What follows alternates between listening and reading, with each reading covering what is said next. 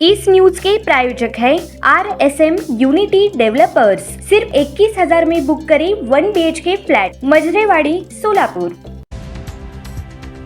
दक्षिण भारतातून उत्तर भारतात जाणाऱ्या प्रवाशांची वाढती मागणी आणि नियमित रेल्वेतील गर्दी लक्षात घेऊन रेल्वे प्रशासनाने यशवंतपूर ते अजमेर अशी एकेरी विशेष रेल्वे धावण्याचा निर्णय घेतला आहे।